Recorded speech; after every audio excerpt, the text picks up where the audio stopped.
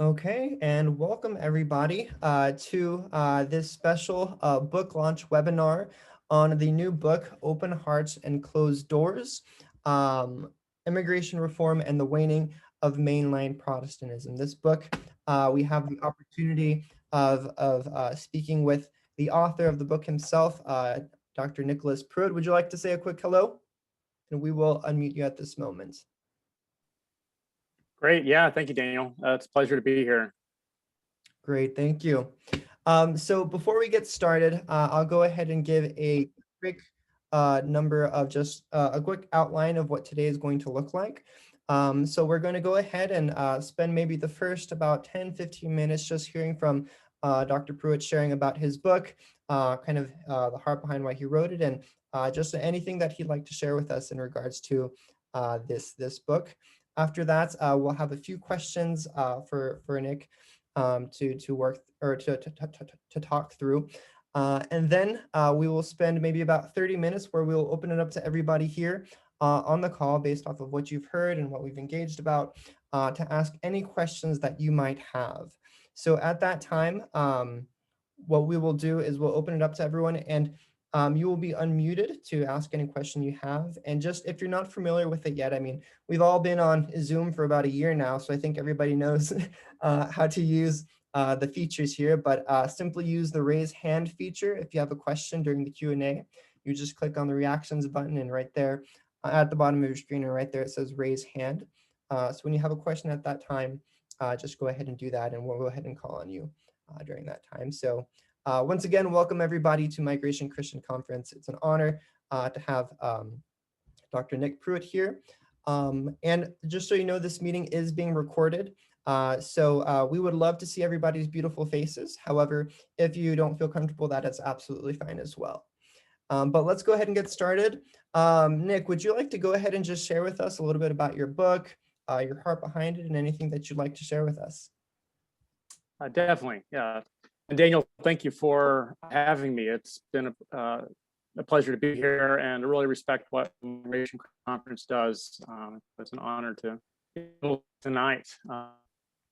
So yeah, tonight I want to just introduce you to my new book. Daniel asked me how long I've been working on it, and I did the math, and it's been about 9 years. This project has been on my plate, and it's been a blessing and a curse, I guess, over the years. But it's a pleasure to see it out in print now. So just a little bit of a backstory. This was my doctoral dissertation that I started on at Baylor University, where I did my PhD work. And I worked under a historian named Barry Hankins. He specializes in mostly 20th century American religious history. And I was really looking for a topic that combined my interests in the 20th century, the history of Christians in the United States, and social and political engagement. And when I began to look at the historiography and what past scholars have written on, I saw this big hole when it came to basically how white Protestants in the United States responded to immigrants after the 1920s. There's plenty written during the 19th century and leading up to 1925, when there were these very restrictive quota laws that were passed. But after that, there was largely silence, with just a few exceptions. And so I decided, as any good doctoral student, I need to find a topic that hasn't been covered.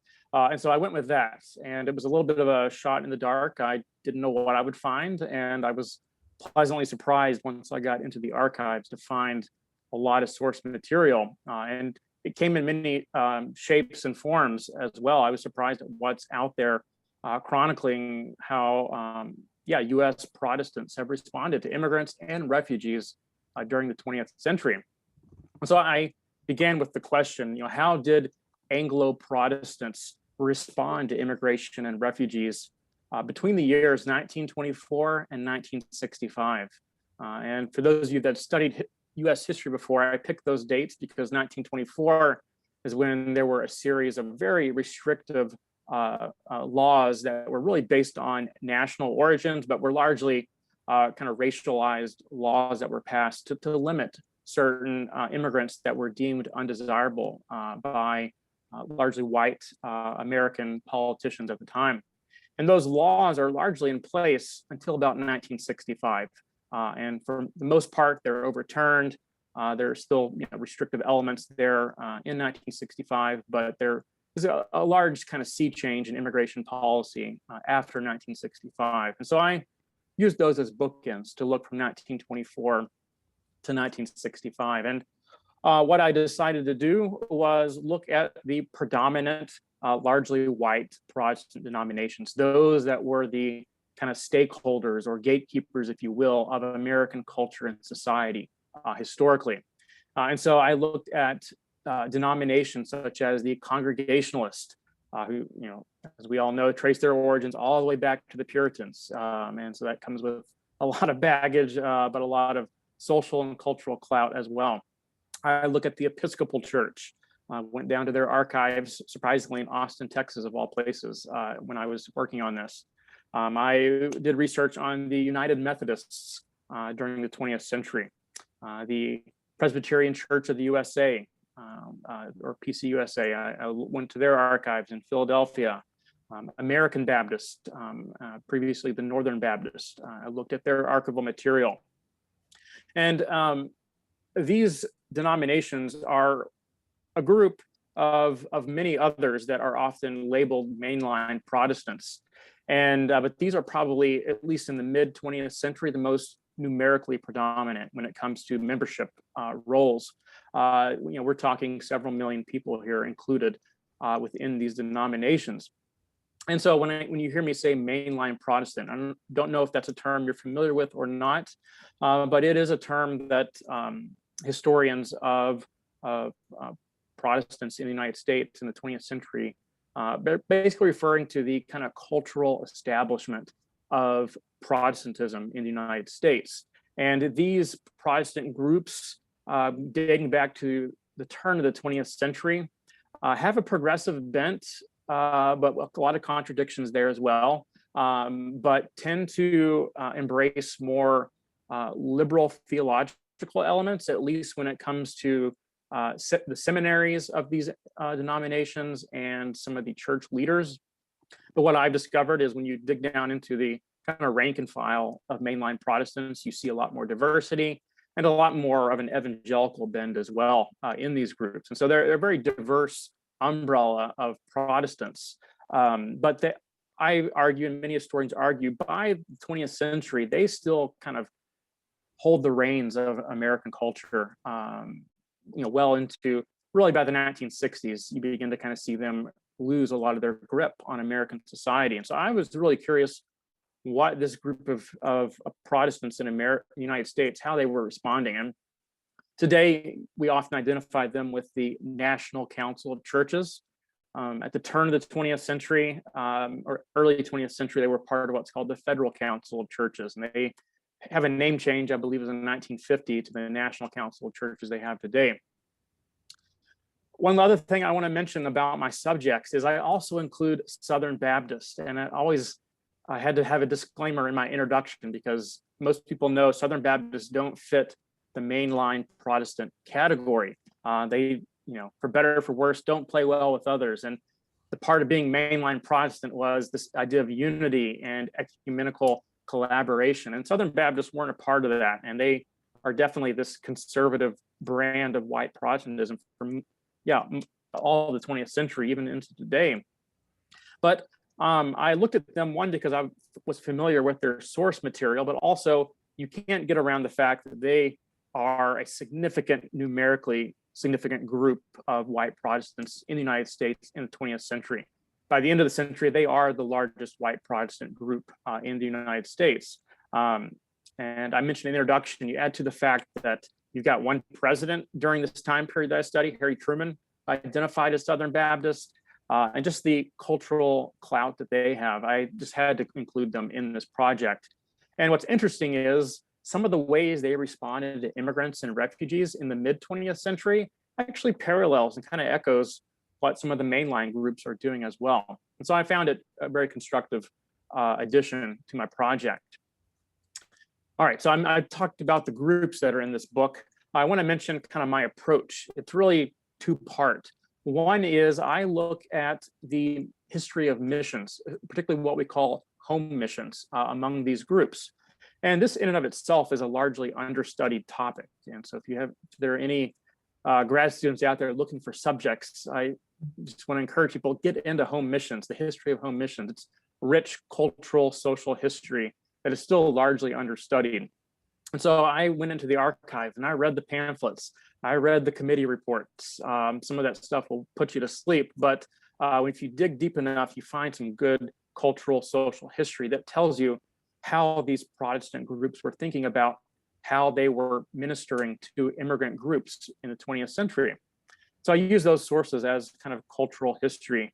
And then they say a lot about how the expectations that were kind of thrust on immigrants at this time, what the evangelical and cultural mission was of the church. And those were often kind of blended together at times.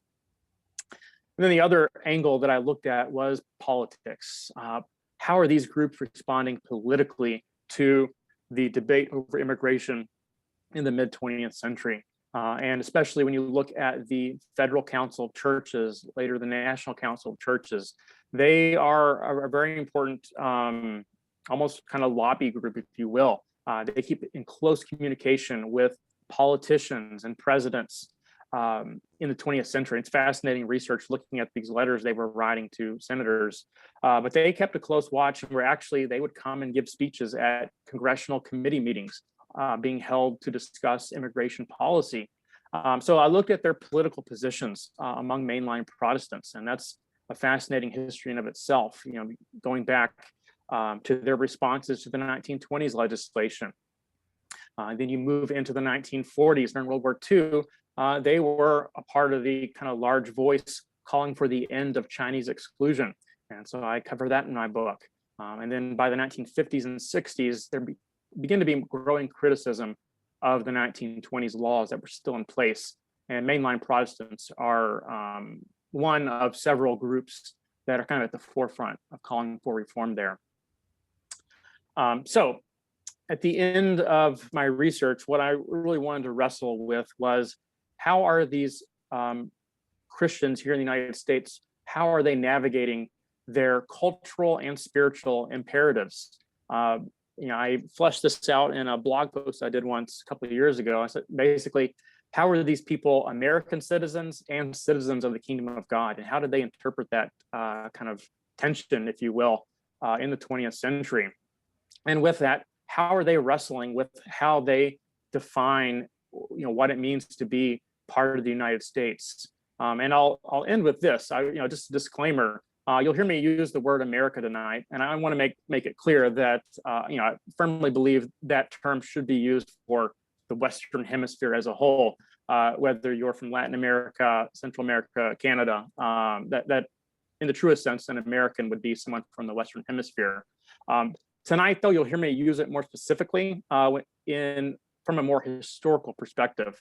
My subjects that I'm studying here in the 20th century, when they talk about American culture, they're not talking about the Western Hemisphere, obviously. They're talking about what's happening in the United States. And so for me, historically, I'm still kind of bound to use that term, though I do want to make the disclaimer, that it is a very, how it's been used historically is often incorrect and have been mismanaged, but I still use it to describe my subjects. And particularly what they're trying to get at is what defines an American, the way they see it, and how do they impose that definition on the immigrant communities that they're working with in the 20th century.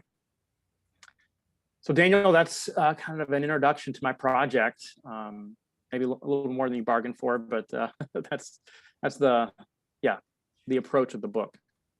Thank you so much. The more, the better. Everybody's getting a sneak peek for what they can expect. Hopefully everybody can pick up a copy. We'll have a link for everybody at the end. But thank you, Nick, so much for sharing kind of just the overall sketch and outline of how this book is. I've had the opportunity of reading up through chapter 2 so far, and I can just say, the amount of information the information that is being presented is valuable just for understanding even just like how the church has been present and active and engaging to the reality of immigration within the United States and their positionality towards them. So a lot of excellent information. And Nick, a question that I had for you is, as this book has now been released, I think it's been a few weeks now.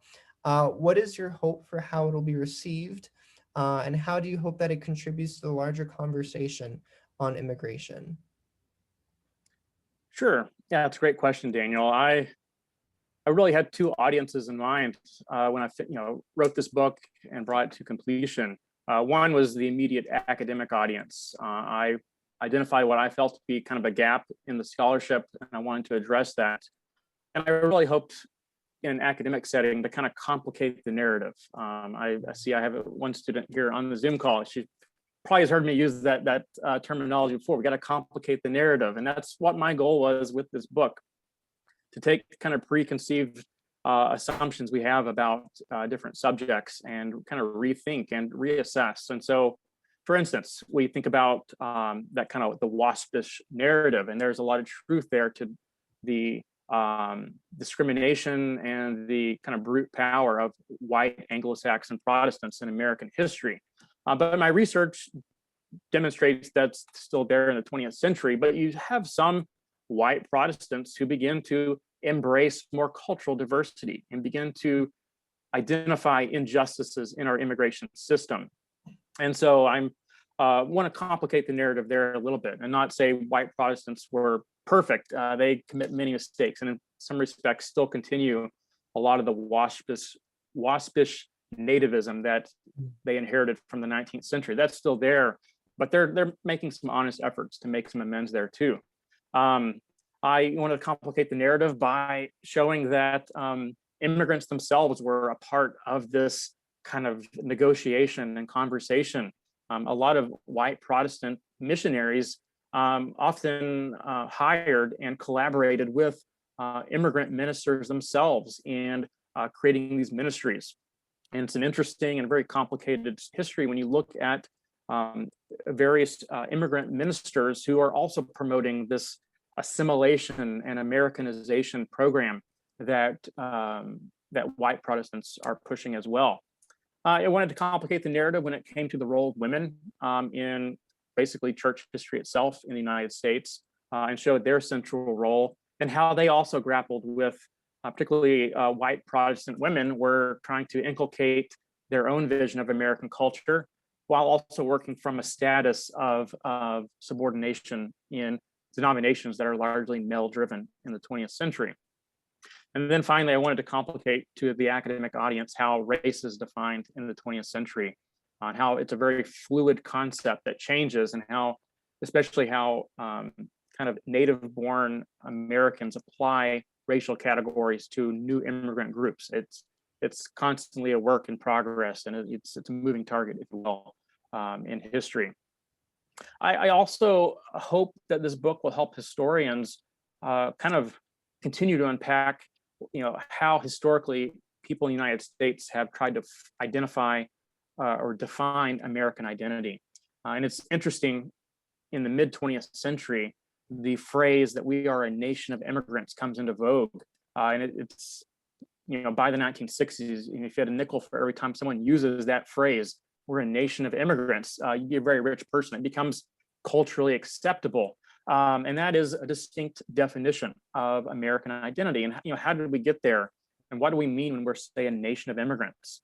There have been many historians who have rightfully pointed out that even that kind of mantra excludes a lot of groups. When we talk about a nation of immigrants, we're talking about those Italian immigrants that were coming at the turn of the 20th century. And when most people use that phrase, they think of Ellis Island. They're not thinking about Mexican immigrants crossing the southern border, or Asian immigrants who are coming in the 1950s and 60s. They're often not included in that idea of nation of immigrants. So I wanted my book to contribute to that conversation as well, of historically, how has American identity been formed? And I think as a Christian myself, and in writing this book for the church as well, my hope was that we would begin to identify how Christians even often get kind of co-opt a lot of larger cultural discussions over what is American identity. And I see this at times, and it's kind of unsettling when you think about the distinction between who was a settler and who was an immigrant.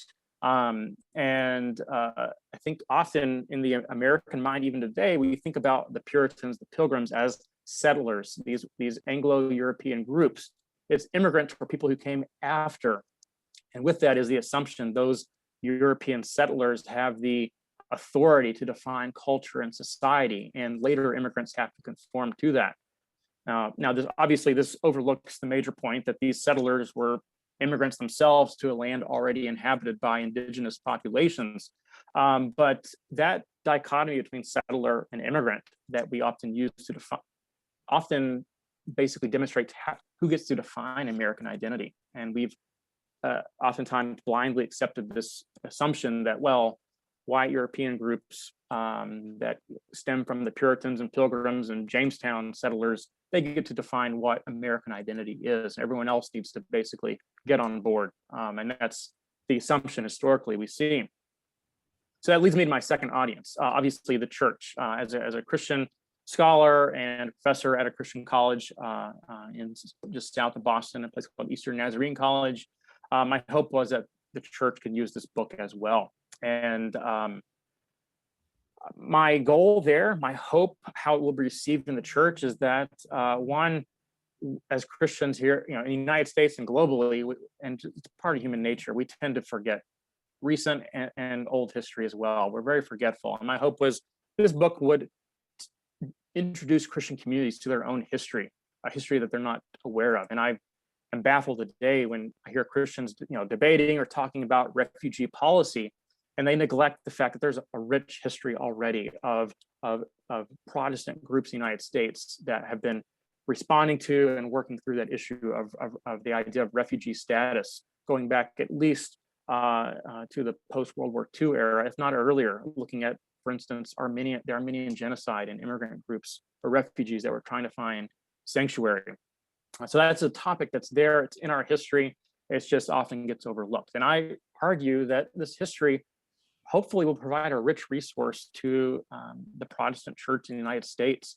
My hope is that it provides further options. I think we tend to get into this dichotomy of culture, of conservative, liberal, and we don't. I think history provides a much richer, broader perspective of how can we rethink how we respond to the needs and the injustices that are being committed in our nation towards immigrants and refugees, and what's the church's response? And I would say, go to your history. You've got plenty of options there, good and bad. And to be clear, not everything I write about my book, I fully support either. It's oftentimes kind of cringeworthy, but it's definitely something we can learn from and see and add perspective to our positions today. So hopefully it provides a little bit of discernment.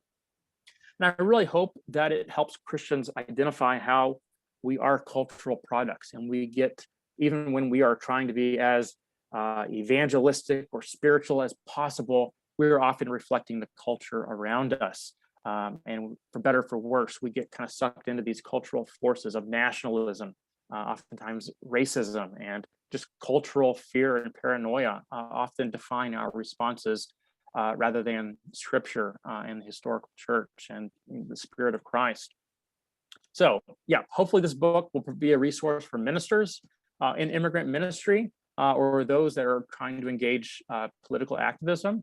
And yeah, this is just a plug, but hopefully church library, it'll be on the shelves of church libraries. So if you're at a church, you got a library and it doesn't have this book, I would encourage you to order it for your church library. So selfless plug there, but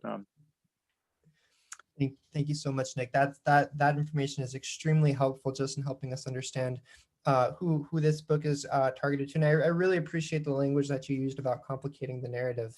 I think that's very important because, I mean, the immigration system in which we have today is very complex.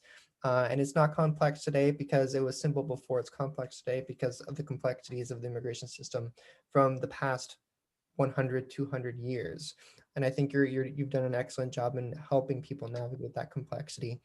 To press in a little further into that complexity, one of the things that you do in the introduction of your book is that you introduce this theme of pluralism and its impact on immigration and religion and culture in America. So in your understanding of pluralism, I wonder if you could touch a little bit upon that and how did this reality influence how churches responded to the immigration crisis or to immigration at that time?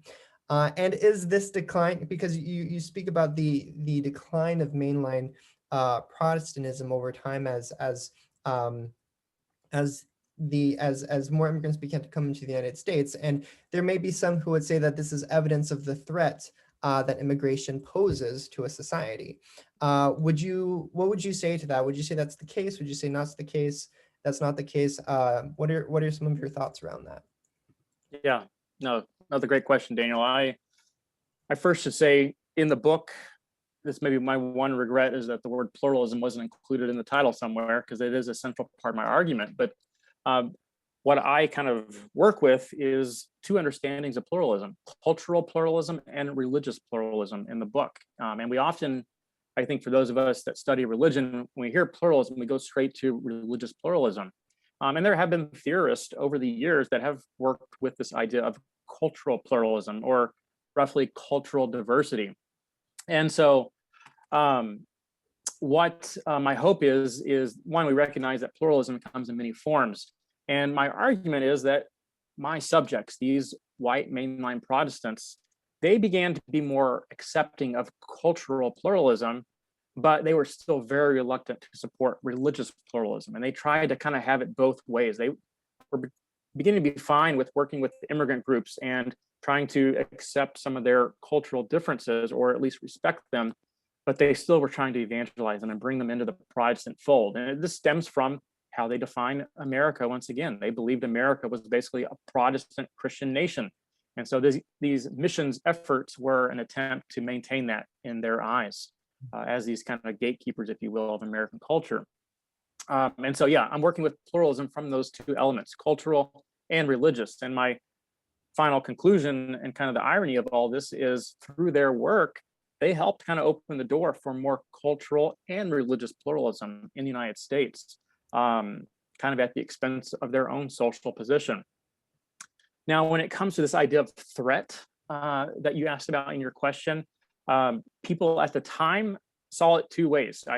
There are subjects that I came across, particularly angry letters written to denominational leaders, that argued, yeah, your more progressive or more liberal political positions are basically welcoming more immigrants and welcoming basically this dismantlement of a white Christian nation. And they were critical of that. And you see it very clearly in some of these letters. It's one of those moments where you kind of wake up in the archives and like, wow, did they just say that? But yeah, there's this belief that this kind of Anglo-Saxon vision that is wedded with a Protestant Christian identity. And there were still people, call them the old guard, if you will, that were still echoing arguments that were being made in the 1800s or the 19th century about what is American identity. And they were pushing back against this other group of people that I'm looking at, denominational leaders, even some home missionaries, who are saying cultural pluralism, diversity that's being brought in by immigrants. Some of them go so far as to say this is a blessing, this is a gift to the United States. This is not something we should be fearful of. And they began to critique this idea of a kind of a hegemonic position of white Protestants, and say, what gives us the right to kind of throw our power around like this? Why don't we share this American project experiment with newer groups of people coming and finding refuge in the United States? And so, yeah, I would argue there are two responses to whether it's a threat or not. Some would say, no, it's not a threat. We can absorb immigrant groups and refugees and accept cultural diversity. And yet they're still arguing on the side, as long as they become Protestant, we can evangelize them and they come to our churches, then we'll feel safe. But that is the more maybe optimistic approach, if you can call it that. The other approach is definitely more of the rank and file members of churches. Not all of them, but you do get a few angry letter writers who write to their denominational leaders and saying, what are you doing? You're tearing America apart, or you're threatening to undermine the American identity. Another interesting approach I saw to this pluralism, this speaks more to maybe Protestant diversity, is that these denominations, one, we think today that denominational kind of rivalries and pettiness. We've kind of moved beyond that, or maybe you still see that in your own denominations, but that was very vibrant at this time. Denominations wanted to compete against one another, and they really saw these immigrants as people who needed to be claimed for their tradition. And it's really almost kind of comical to look at groups like the Episcopal Church. They had a close watch on immigrants of the Eastern Orthodox persuasion, and they were collaborating closely with them and trying to kind of bring them under their wing and their support. A couple of Episcopal sources even say that, wow, we're already kind of structured institutionally to welcome even Catholic immigrants and kind of, bring them over to the Protestant fold in the Episcopal Church. So there's this kind of competition going on. Presbyterians, I saw sources that they were looking at the Hungarian Reformed immigrants that were coming over and saying, hey, they might fit in with us. Let's try to win them over. And then you gotta bless their hearts. The Baptists, they make the argument, well, any persecuted immigrant group, they're going to fit in well with Baptists in our historical identity. And it's interesting, but they were all trying to claim different immigrant groups based upon their identity and the kind of rich denominational diversity in America. Now, I do want to add my own perspective, and as a historian, you try not to, always show your cards in the book, but that's an impossible task. The historian comes out in the book. But yeah, I definitely don't see this cultural and religious pluralism that increases over the 20th century as a threat at all. And I talk about this a little bit in my conclusion, but really increasing immigration, especially after 1965, and immigrant groups from Latin America, from sub-Saharan Africa, from other parts of Asia, they really helped revitalize American Christianity, I would argue, and many other scholars argue this as well. And many of these immigrant groups, as we all know, are already coming as Christians to the United States. Many of them already Protestants as well. Many within the evangelical fold or the Pentecostal fold. So yeah, I would argue this is not a threat. This is an opportunity for Christianity in the United States to revitalize itself. And really, we've benefited richly from even refugees. If you go back to the 1930s and 40s, you had theologians coming from Europe, from Nazi Germany, who were fleeing persecution, and they're bringing their, theological capabilities and sharing it in an American context. So probably the most famous theologian refugee would be Paul Tillich there at that time. I mentioned him briefly in my book. I definitely think leading into our current context that, the history that I write and this increasing pluralism is something to be embraced. And I conclude with the idea that, well, maybe it's good. And there were even contemporaries in the 1960s already saying this kind of loss of status that white Protestants were witnessing by the 1960s, this is a good thing. It's actually healthy for the church. Excellent. Thank you so much. So at this time, we're going to prepare for our time of Q&A. So please get your questions ready. Before we do that, just one final quick question for Nick, and you can you don't have to take too long for this one. So we make sure we have time for everybody to share. What would you say are some lessons that can be learned from the involvement of the mainline Protestant church in the work of immigration during the 20th century for the church today? What can we learn in how the church engaged with immigrants and the idea of immigration reform in our work today? Okay, yeah. Lessons from history. That's always tricky at times. But I will say one, that history is there and we need to tap into it and learn from it, repent at times, but grapple with that history. And I hope this book helps in a small amount to that. I also think a lesson to be learned is that we're not in uncharted waters today. Some people here in the United States believe, wow, these debates and these challenges over immigration policy this is unprecedented, and it's not. There are examples. I found an example of legislation being discussed in the 1930s over how to integrate undocumented immigrants into citizenship. And that was already being discussed in the 1930s and was being debated. And even Christians are jumping on these conversations. And so we're not in uncharted waters. We just need to look at our history. And then finally, my hope is a lesson to learn is just that we're more aware of how culture and society shape our responses, and to be more aware of maybe the blind spots that we have. Because even the most progressive subjects and the most self-identified liberal subjects in my book, they had blind spots. And one major blind spot is the really harsh federal policies against Mexican migrants in the 1930s and 1950s. And that largely goes ignored by my white Protestant subjects. They're heavily focused on Asian immigration and Asian exclusion, but they really neglect a lot of the discrimination and really harsh government policies towards the Mexican American community. And so those blind spots are there. Those blind spots are there today as well. And I hope reading this book will help us think more creatively and be more aware, self-aware as we continue to contribute to this conversation. Thank you so much, Nick. Thank you so much for engaging with us. At this time, we will go ahead and open it up for questions. So if you have a question, please go ahead and raise your hand. You can raise your hand either on the screen, or you can use the reaction button here and use the raise hand feature.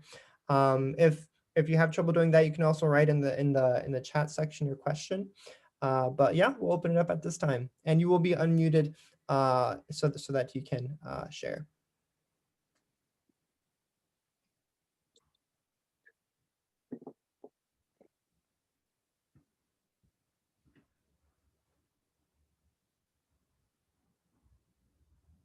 Or if there are also any comments that people may have about what you've heard so far, you're more than welcome to as well. So I see we have Alfredo here. We'll go ahead and unmute you, and you can go ahead and ask the first question. Good evening from Baltimore, Maryland, everyone. I belong to a specifically split Latino, mostly immigrant population in a white church that was originally a German immigrant church, and then there, in the generations after that. And what a transition we're going through. So praise the Lord, praise the Lord. So I was just wondering, can your book be used for like a lecture series or like at a church? And would you say we could use it for that, or just readings to bring more awareness individually? Yeah, thank you, Alfredo. It sounds like a fascinating history just in your church alone. I would love to dig into that a little further. And I will say in my book, I do address how different church ministries looked at generational dynamics in immigrant communities. And so they were always scratching their heads. How do we reach the second and third generations? And some of those questions that ministers are still asking today were being addressed in this history. But this book, I will say, I'm happy to speak to any churches about this subject. I will say, don't tell my publisher, but this may not be the best book for like a book study in your church. It's a lot of information, as Daniel mentioned, and I see it maybe hopefully as a good resource for your church to access, for ministers to read. And if you have some very eager readers in your church, then yeah, maybe a book club could work. But it is, in good academic fashion, a dense book at times. I will confess that. So maybe more of a resource for your church, but I'd be happy to speak about it as well. Thank you, Alfredo. So we have a question here in the chat. It says, when did the dichotomy of social service and spiritual evangelism develop? Did white Anglo-Saxon Protestant churches focus on one more than the other? Yeah, great question, Matt. That is a debate. That dichotomy really goes back into the early 20th century. You may have heard about the Fundamentalist Modernist debates that went on. And this was as certain theological ideas concerning Christ's divinity, how we read the Bible, took a more kind of liberal tradition, drawing from a lot of German theologians and others. There was a strong reaction, largely by fundamentalist Protestants. And these fundamentalist Protestants, they're looking at what they perceived as liberal theology in some of the more established denominations, whether it be Presbyterian, Northern Baptist, Methodist, and they are doing everything they can to separate themselves and say, we're not a part of this. We're a part of what they defined as the true gospel. We take the Bible seriously, as they would say, as opposed to these liberals who are deconstructing the Bible and so forth. That was how they perceived it. The one way they distinguished themselves going back in like the 1920s is they argued, we care about the gospel, we care about evangelism more. And that these quote unquote liberal Protestants, they're all about cleaning up society, and the idea of the social gospel was really coming into fruition in the early 1900s, early 20th century. And that was a way that these fundamentalist Christians tried to separate themselves. And so I would argue that divide's already there. What I'm trying to bring to this conversation and to that history is that these supposedly liberal Protestants in these mainline traditions, if you look closely at their local ministries, sure, the social gospel is there, and I would argue it's being diffused among more local church communities. They're taking these ideas, they're being taught in seminaries concerning the social gospel, and you're starting to see some of the rhetoric. The idea of the brotherhood of man is a common phrase used in local missions material. It's fascinating. But what I argue is that dichotomy is not there when you look at immigrant ministries in mainline traditions. They're also very evangelistic into the 1940s, 50s, and 60s. One of the most fascinating sources I found was a women's group in the Northern Baptist tradition, and they had like a yearly newsletter, and they argued, all right, this year we need to go, disperse Bibles, go and win someone of another racial or ethnic group to Christ, evangelize, and while you're at it, write your congressman for more liberal immigration policy as well. There was no dichotomy for them, and I think that is a helpful reminder for Christians today who do also tend to play into that dichotomy, to argue that you can take your Christian faith seriously and your spiritual commitments to sharing the Christian message while also engaging social injustice as well. So yeah, I would say the conservative kind of WASP tradition, Matt, going back to Matt's question, did favor spiritual evangelism over social service. And the social service they did allow came in very clear forms like poverty relief, but it was very limited. And more mainline traditions had a more holistic approach to social work within the church, particularly often what's called the settlement house work. It's a fascinating history, and it's actually carried on into the 1950s. Church traditions maintain those settlement house efforts. And when you look at them, at these settlement houses, these are ministry centers in large urban areas, and they're providing health clinics, educational services to immigrant children in these cities, evening English classes, and often assimilation programs, teaching them quote unquote American culture to these immigrants. But at the same time, they're also providing religious services and religious education to immigrant and refugee groups. So yeah, I try to downplay the dichotomy in my book and argue it's a little more complicated. Thank you, Nick. Any other questions at this time? Yes, I see we have Catherine, and then we will do Debbie and Joe. So Catherine, will go ahead and unmute you, and then feel free to share. I'm not even sure where to begin, but there's been a lot of information, and as I'm working on a DMin paper, there's so many labels, especially like as you're talking liberal Protestantism. I've been looking at all the political parties. How do we get away from all these titles that seem to categorize people and sometimes categorize them incorrectly? Mm-hmm. Yeah. Oof. So your question, if I understand right, is a more presentist question. How do we have this history of labels and categories, but how do we respond today in a more creative way? And this is where I probably take my scholarly history hat off, and I put my Christian involved in local church hat on. And I really believe that I'm not a trained minister, but I do believe we need to rethink, what is being a Christian, what does being Christian in a local community look like?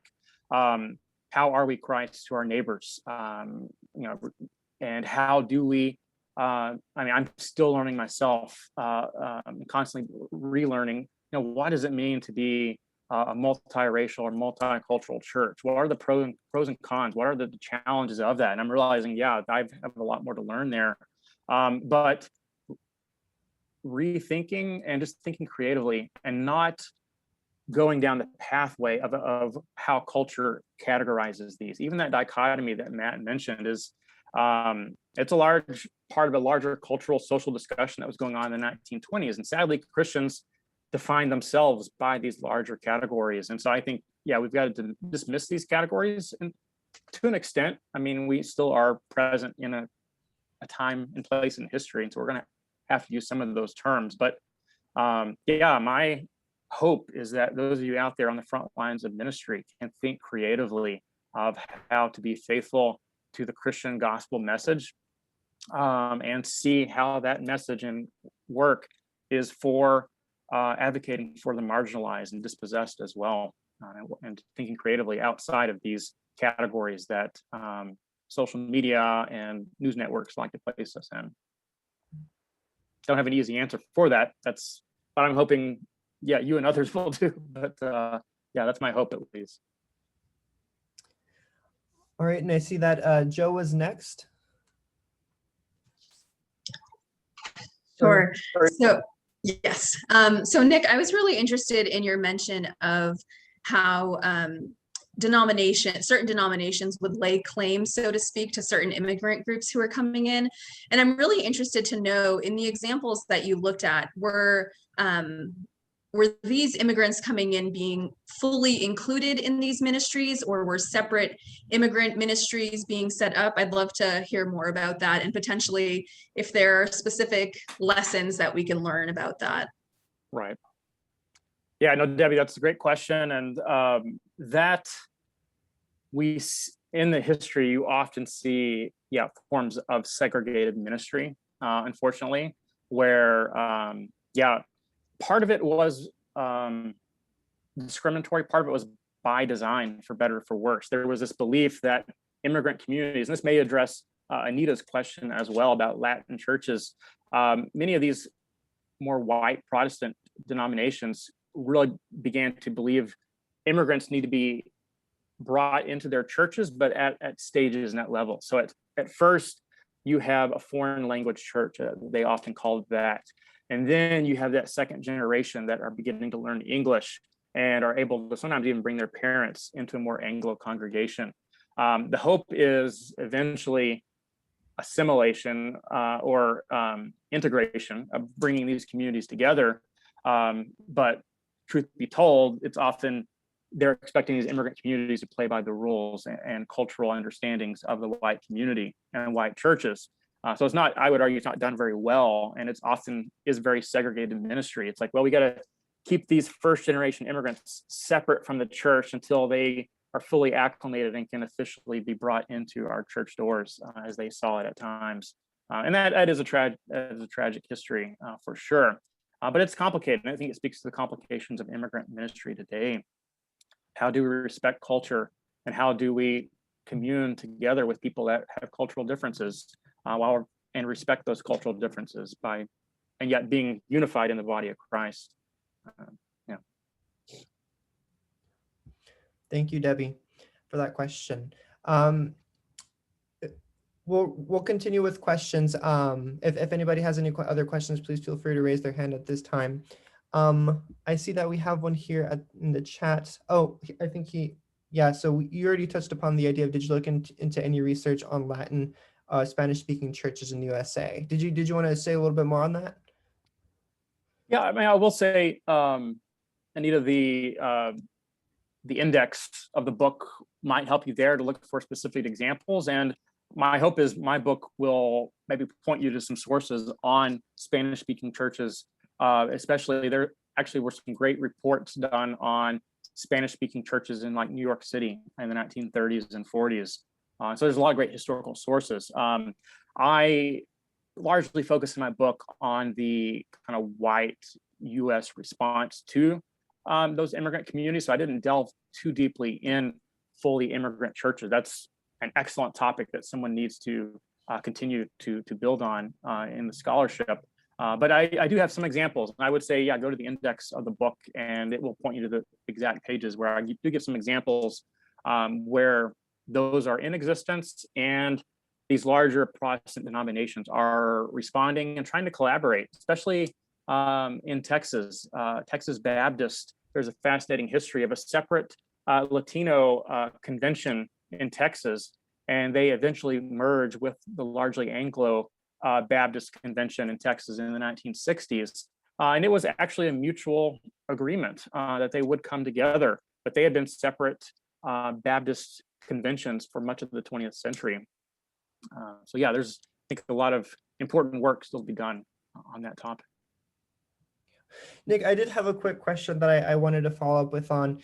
In reading the first, in reading the first chapters of your book, one of the things that I noticed was just in the exclusionary nature of immigration law and kind of how many times immigrants were divided into different groups, and as you spoke about according to different denominations. Would you say that that the division of immigration or of immigrants contributed to the caste system that was developed around race in the United States, as those who are because I mean the Immigration Exclusion Act of 1924 did not want to bring in Southern or I think Eastern Europeans, excluded Japanese people, and that type of nature. Would you say that it also played a contribution into the notion of race and whiteness and kind of just these racial divisions that began to develop that we see that are so prominent and prevalent today?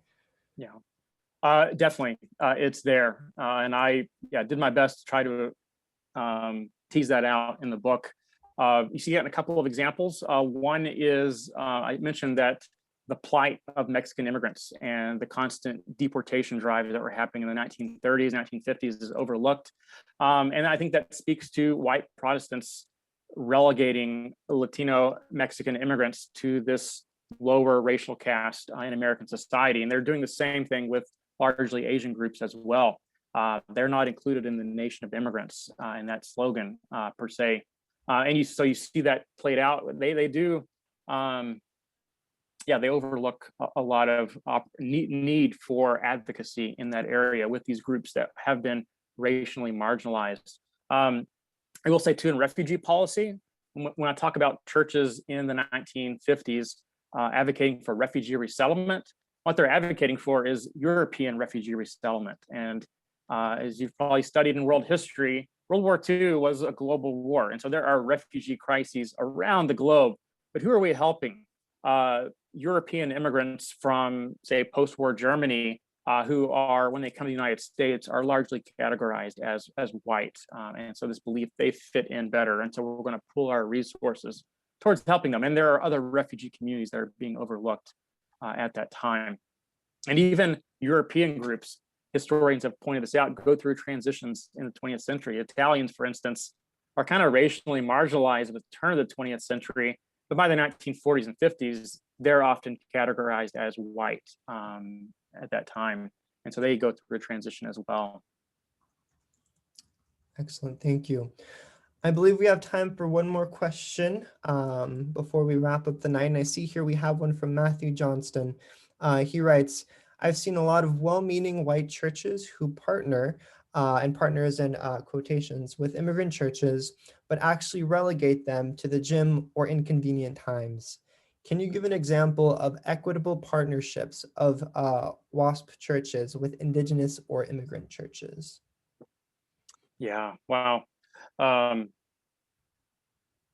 lot of examples in the book will be the quote unquote partnership you're talking about there. But I will say there are a few hopeful examples in the book that you do see, for instance, home missionaries that are realizing, wow, our work is really paternalistic. We're really condescending to these people we're trying to minister to. And we need more of an equal collaboration, and we need to work at understanding their language or even integrating their language in our ministries. So you see some of that's just talk, but some of that is actually integrated. I think a really beautiful example I saw, and it's mentioned only briefly in the book, but in the 1930s, the Armenian Orthodox Church in New York City had kind of internal crisis. You had Armenians who were kind of pro-Soviet or anti-Soviet Union at the time. And the Archbishop, I believe, of the Armenian Orthodox Church in New York City was actually assassinated. Not something you really learn about in the US history textbooks, but he was assassinated on US soil in New York City.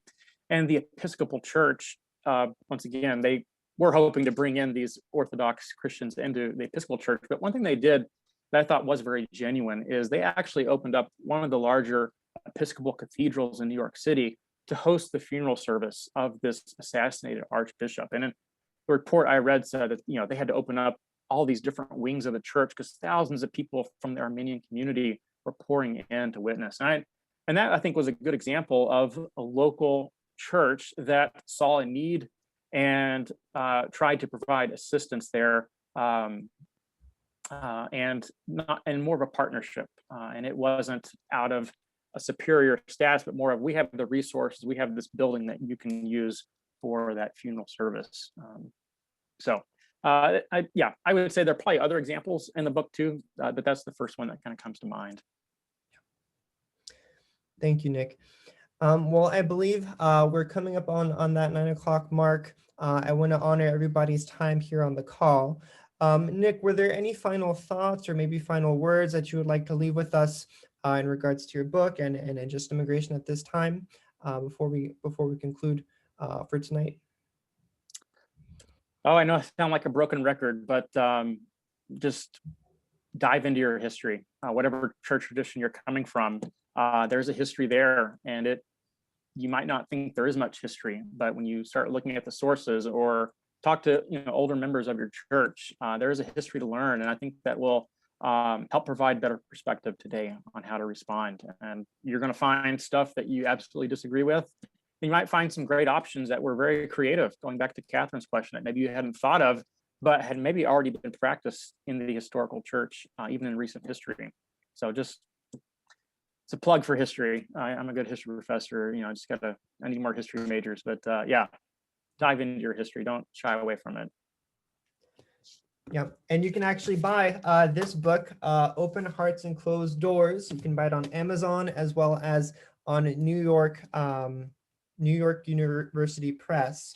We're actually going to be putting a link here in the chat section. If you would like to purchase a copy yourself, you can do that now. And we're actually offering a 30% discount link as well, is something that Nick has as well. So because you attended this webinar, you get to hear about this 30% discount as well. So you can go ahead and purchase that book at your time. It's an excellent resource. I would recommend everybody to get it.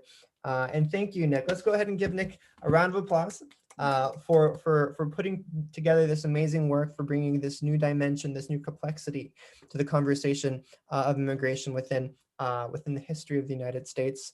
And let's continue to move forward in the work of immigration reform and seeking peace and justice for the flourishment of all people. So we will also, this meeting has been recorded, so we will upload this recording and share it on our social medias. That we'll put a link here in the chat section as well. You can follow us on Instagram, on Facebook, and on YouTube to stay up to date with all of our video recordings, and you can go back and watch this and share it with your friends as well. But yeah, thank you everyone for being here. Have a good evening, and we look forward to staying connected with you all. Thank you, Daniel. Thank you. Have a good night, everyone.